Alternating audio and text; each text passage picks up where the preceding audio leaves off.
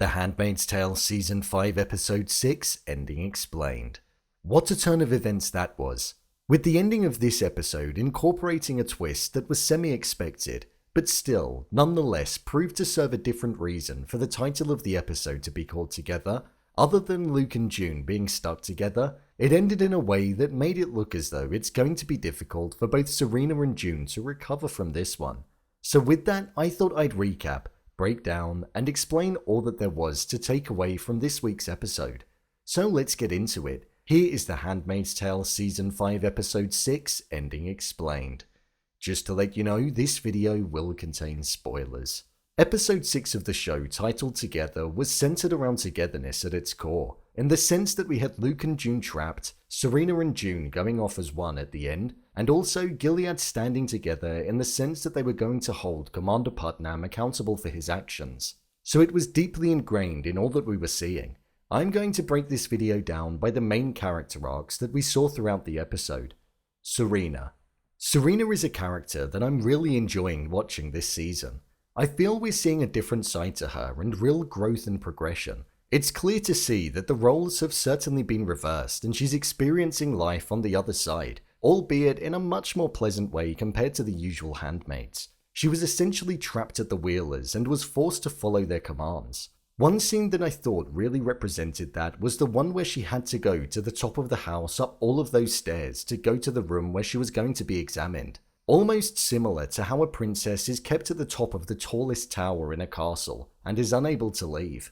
The shot of the camera moving up the stairs gradually really gave me that impression. We saw Mrs. Wheeler express her true underlying tone where she was firm with Serena, and I feel that was the turning point for the character and where her master plan was going to start to work. With June being in no man's land and the plan of Ezra going to execute her, we saw her state how she wanted to go. We were led to believe that it was due to her wanting to seek revenge on what June did to Fred, but in a turn of events we saw her take the weapon off of Ezra and make out like she was going to use it on June, but instead she used it on him and drove off in the car with June. To me, this showed that despite how much she wanted to make June pay for what she did, the life that she was currently leading and living with the Wheelers was one that she saw taking a dark turn and could have ended with the eventual taking of her baby. Especially with the statement that Alanis made when she said how a baby needed a mother and a father, and also the setting up of her with Dr. Lander.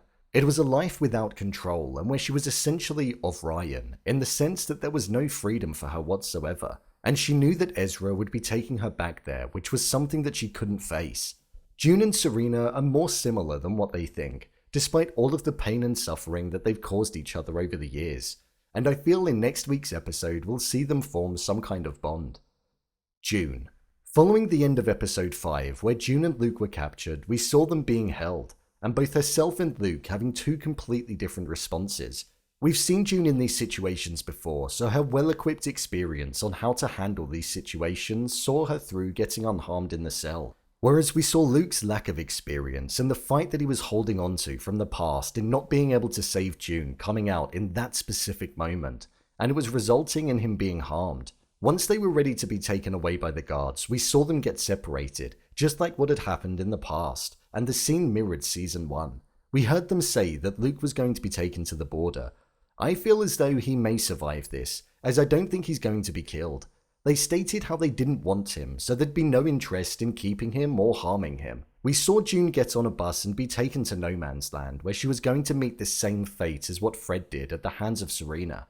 June's attitude in this scene was perfect to how we've seen her be throughout the entirety of the season. Her head tilting back, followed by an eye roll when she first laid eyes on Serena, as if to say, of course, there'd be no other way. We saw an emotional speech being expressed by June where she said a line about her children, which is something that I thought was certainly resonating with Serena, but also about how she wished for her children to be better than what they were, showing the battle that they've been on since day one and how it had essentially taken over their lives and caused nothing but pain, suffering, and damage.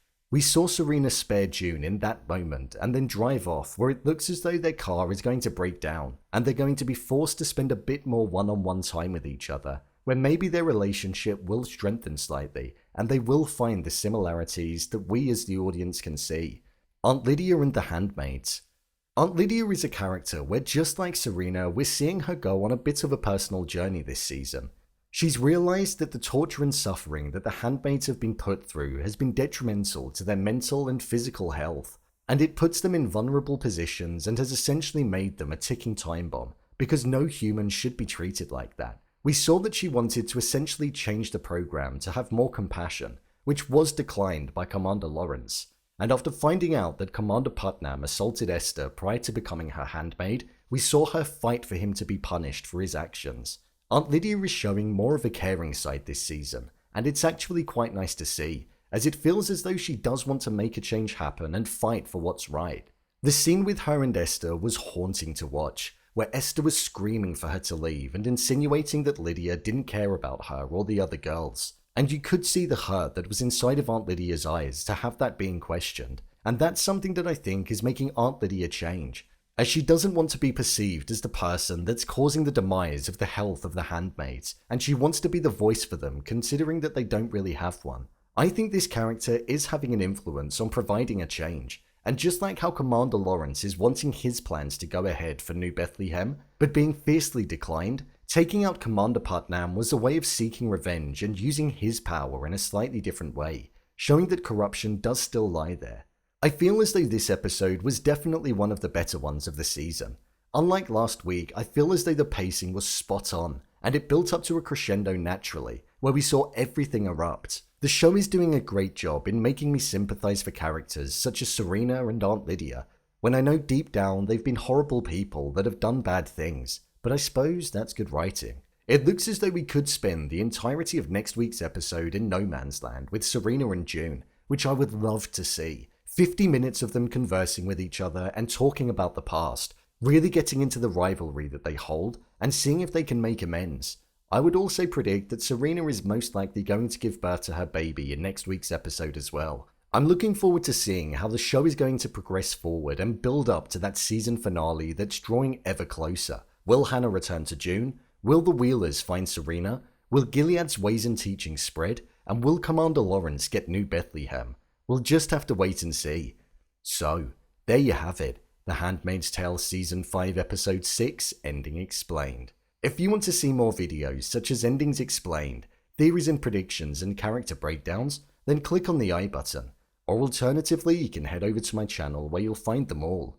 If you want to give me a show or movie that you'd like me to review, then head over to my Twitter, @BrainPilot_, and tweet me what show or movie you'd like me to review next. And finally, if you'd like to see what I rate the latest movies that don't quite make the cut to getting a dedicated video, then head over to my Letterboxd profile. It's where I rate the latest releases in real time. What did you think of this episode? Leave a comment down below, and don't forget to subscribe. I'll see you next time.